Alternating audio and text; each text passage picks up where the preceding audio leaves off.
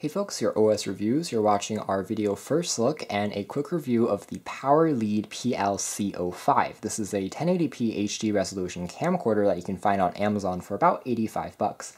At this price range, I think it's fair for a full HD camcorder, although there's also other cheap options available, such as the JVC model that we checked out a few weeks ago that you can also pick up for about the same price range. But otherwise, this one does have support for a full-size SD card up to 32 gigabytes, has a 3.2-inch display that can be rotated 270 degrees, and it's pretty easy to use as well as to shoot videos as well as capture photos, even though it really lacks an optical zoom. It's really just designed with a 16 times digital zoom, so not meant for people who love to record video for professional purposes. It's going to be good for kids as well as taking with you on vacation and you're afraid to lose something more expensive. Comes with just one battery. There are spare batteries that you can pick up from the company separately, and it also includes an AV cable for plugging into a television. It does use a fairly interesting charging cable that's slightly on the more proprietary side of the spectrum. We'll take a closer look at that in a moment. Also includes a CD-ROM for installing drivers if you want to plug it onto a computer and directly transfer files.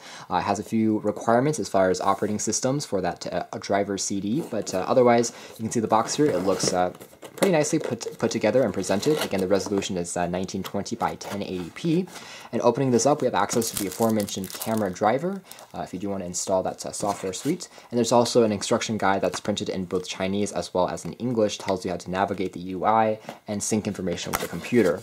In here, there's access also to the carrying case with the camera on the inside already. We'll take a closer look at that in a moment. And this is the accessories. So you have access to the charging and AV cable. It's actually integrated into just one cable. So I think this is a smart choice, since if you're traveling, you just have to take one thing with you. So we have the AV cable as opposed to HDMI, unfortunately. But you can see here, this is the charging tip. It's a very small kind of tip design, as you can see there. So it's not as common as micro USB, unfortunately. And the other side just features a standard USB 2.0 port for syncing, or for charging, there's a standard wall plug with a USB tip for the lead that's also provided in the box, and that's it. So the case here is a nice extra that you get. There's also a rubber cover for the lens that's included as well. It's actually pre-installed. It's really just meant for you to pop this on to prevent dust from getting onto the lens when you place it onto the case for some extra protection, since there isn't an automatic lens cover or a plastic cover included. But otherwise, if you're just using it, you kind of just remove it, since it's a very loose cover. It doesn't actually want to stay on very well, so it's just meant for protecting it a bit when you slide it into that case. Otherwise, taking a closer look at the design of this camera, you can see here that it has a nice resemblance to more expensive cameras and camcorders that we've seen.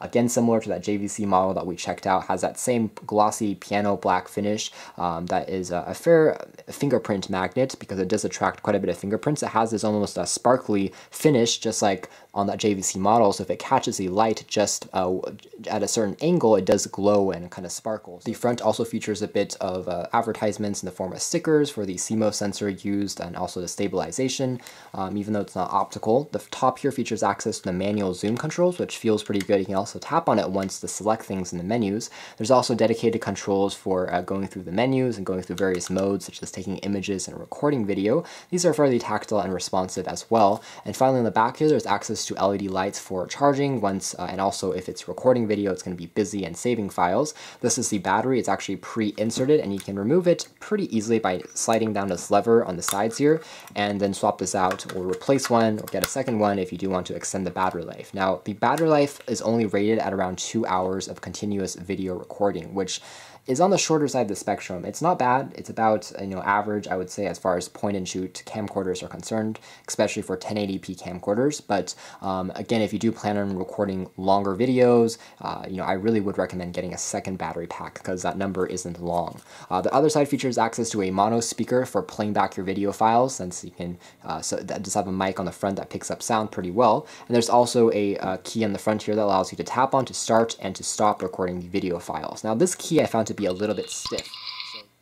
Here's the boot up sequence as well as the menu user interface of this mini camcorder. Something I wanted to quickly point out is that you can't actually use it when it's being plugged into the wall and charging. The screen is going to be totally off. But once you unplug it from power and the battery is charged, it is going to work. So this is what it looks like, a pretty standard and generic interface, and decently easy to navigate and to use. Again, this one uses digital zoom as opposed to any optical zoom. So if you're zooming all the way in onto fine details, the resolution count is going to get a lot more blurry, so not as impressive in that sense, but it does work fairly well as a quick point and shoot camcorder if you're using it as a kid or maybe for a smaller business trip or a vacation where you don't want to bring something more expensive with you.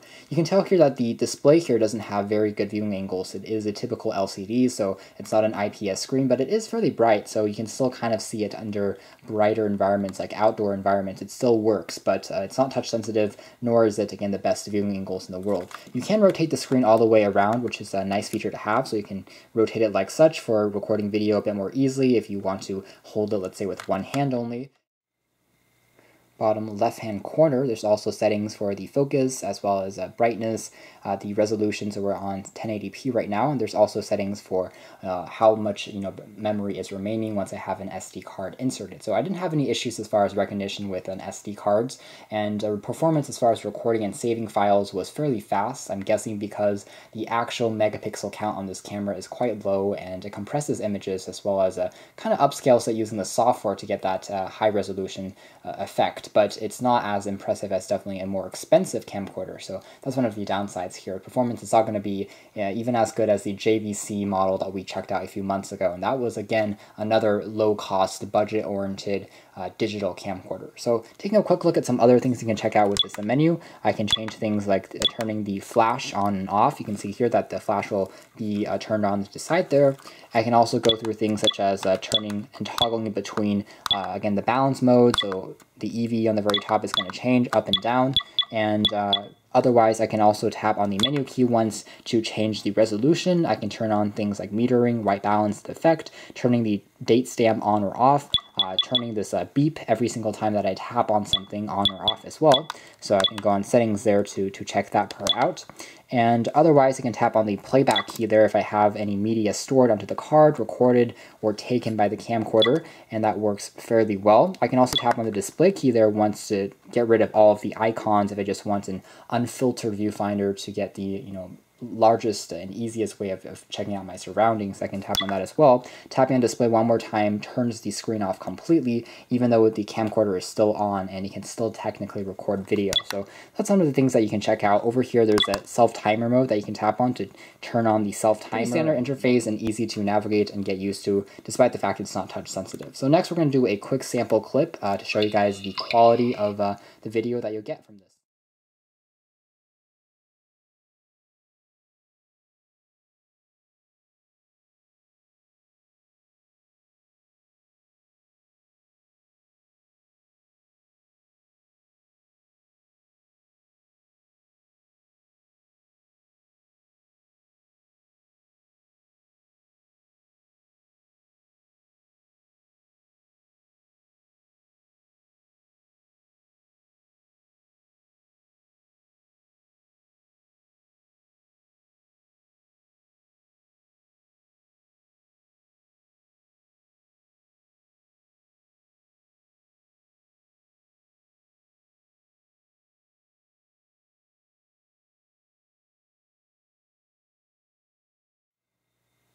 As shown from that quick video clip, video quality is decent, but it's about the same as you'll get out of an action camera or a higher-end sports camera, which is to say it isn't an autofocus camcorder, so if you're planning on recording content really up close, it's not going to be the best since it doesn't tend to focus nearly as well. But for landscape shots, outdoor shots, those all work fairly well, and it is pretty good resolution, and the sound on here, the microphone, is actually surprisingly good.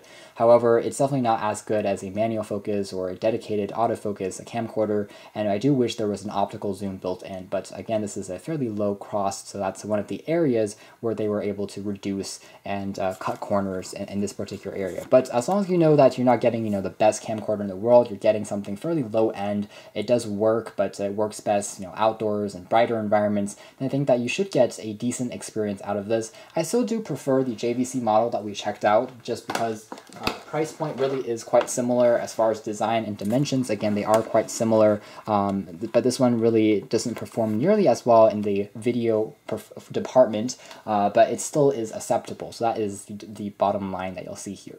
So thanks for watching this video first look and a quick review here at OS Reviews. This has been the digital camcorder produced by PowerLead, also known as the PL-C05.